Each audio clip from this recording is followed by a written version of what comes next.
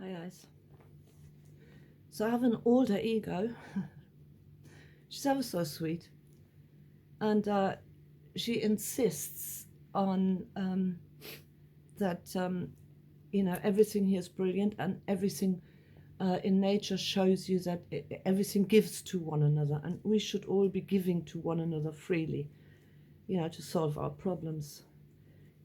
She consistently ignores the fact that there's a big price tag slapped on that give to one another freely, right?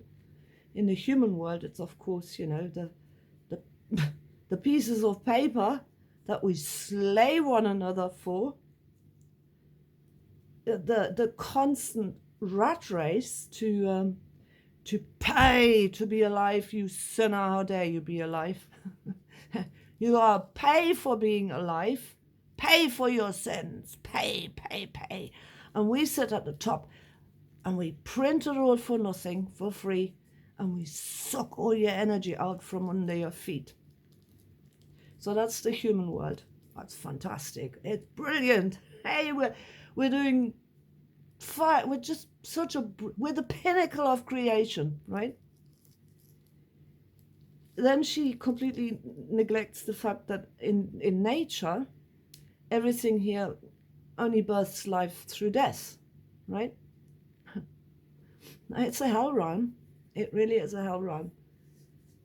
And if you look at the lion, well, the lion gets a grumbly stomach. It's got to go shoot out there and kill this poor other animal that possibly gets eaten alive. Fantastic stuff. Yay. And then, everything, the cow eats the grass and then shits out the manure, and everything that dies gets kind of, it's this revolving thing. So, your perceived happiness, he's got a big price tag, big blood price tag to create some semblance of happiness for some things here, I mean, I can't, the happiness of the gazelle jumping about, constantly having to worry about being eaten. So I guess only the lion is the happy guy here. Then I started thinking, our essence is really in a different dimension, dreaming all this shit, right? So Indra, who's the one that dreams up all the universes, then I had this thought. I mean, I'm just thinking and sharing. I'm not quite there yet, right? But so Indra apparently dreams up all these universes. So has Indra dreamt up all the souls? Is every soul here in their own universe? To a certain extent, I suppose you are, and you're in this own self-created bubble, because everything is fractal. You've got to always constantly think of this fractality. Now, at CERN, they have it's Vishnu, isn't it, dancing the dance? I'm not quite sure. I mean, they say it's Kali. I don't know. I think it's Vishnu. Anyway, so the lions of the human kingdom. Oh, by the way, if you think about this, everything has its predator here. Yeah, it's natural predator. So, we're apparently at the top of the predatory list. So we obviously, out of lack of predator, for want of a better word, we predate on ourselves, right? So we've turned our instinct to devour onto ourselves, right? Because this is like lunacy here. As well as that, we're actually being predated upon by the smallest, tiniest things called microbes, yeah, that predate on us. The pinnacle of creation gets predated upon by the tiniest little insignificant pieces of creation. Isn't it wonderful, this cycle, yeah? Oh, matter is so fucking brilliant. So if you're there in all of those thought forms and you are the lion, let's say, and you look at this and, And you've been aware of this for centuries, let's say aeons, God knows, and you've been constantly sort of controlling this thought soup of the human species and pushing them this way and that way and the other. Let's say they had that that ability to have their own thoughts, which I also doubt very much, because we're driven by these forces. But anyway, wouldn't you come to the logical conclusion that, after all these ends, maybe you're fed up with this, and then the only way to stop Indra from creating this hell realm would be to destroy it, wouldn't it? How can we put a stop to this low vibrational realm? I know, let's destroy it. Because I was just in that thought process myself. I was imagining all of these things, and the Hindu philosophies help an awful lot by having these characters that you can imagine, because you can see how it is your mind that makes your body sick.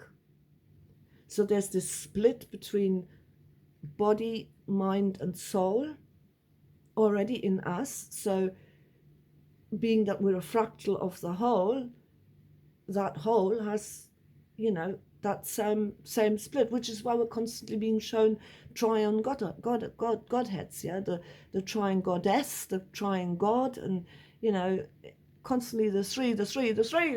Oh my God, the three. Yeah, it's that we're in this fractal. And as I was contemplating all of these phenomena, the thought led me to, to put an end to all of this suffering, best to destroy the whole fucking lot.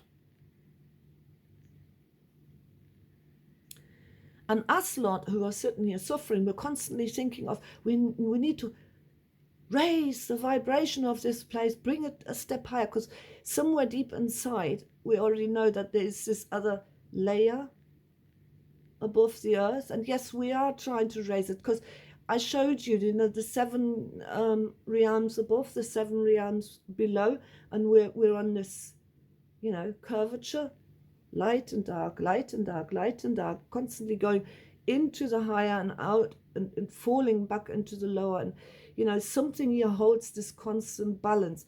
And now we sense that as souls, and we try and raise that up into that higher layer where things are more real, because every near-death experiencer, every astral traveler comes back saying, oh yeah, over there shit's more real. And my little alter ego refuses to go there. No, this is it, this matters, really matters. Even though everywhere you look, it feeds on itself. It can only create life by taking life. This price tag, your give freely and receive freely, is an illusion.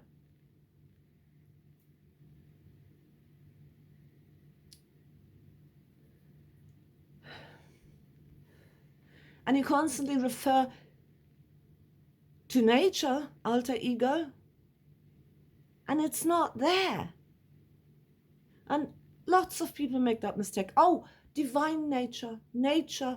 I go to nature and I restore my soul in nature, because nature is all embracing goodness and light.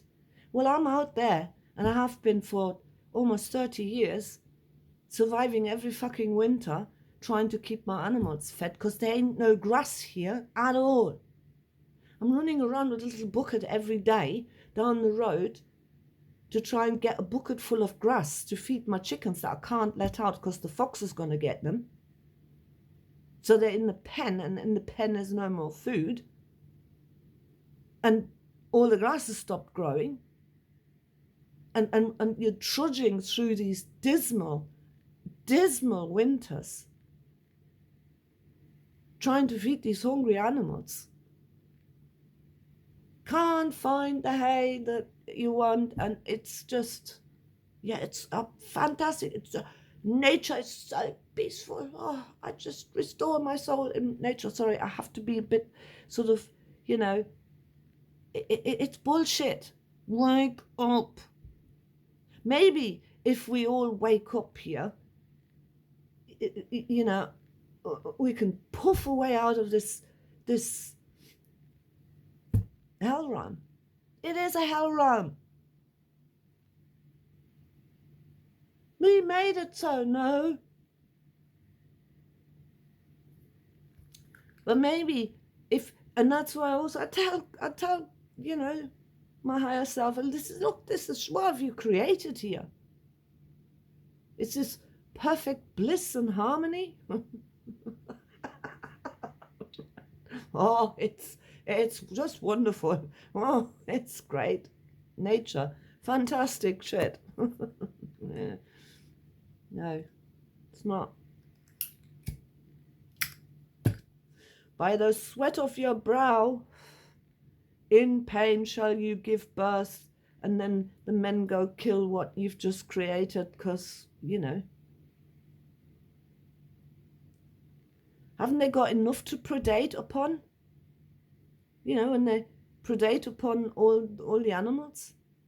You'll never find happiness here. It's non-existent here. It's an illusion. This is not a happy place, guys. It wasn't designed to be a happy place in the first place. And I don't listen to me when I say Indra or Vishnu or whatever, because I'm getting it all a bit mixed up in my head still. I think I'm going to make a few videos and actually look at these different deities, because I'm really fascinated by that, because it helps you to form like a visual image of the cosmos and the cosmic forces and what's really going on. So, you know, please forgive me, I've been throwing out Indra and God knows what, and I don't really know what I'm talking about. I kind of do, because I understand what I read there, but I keep mixing the deities, the split off little particles of God. I keep mixing them up. So I'm gonna actually make a few videos and clear that for my own mind. Maybe it helps you too. I don't know. And like, you know, please don't take what I say as gospel. Just, these are just my thoughts that I like to share. Okay. Again, they may resonate with you or not. That's up to everybody themselves.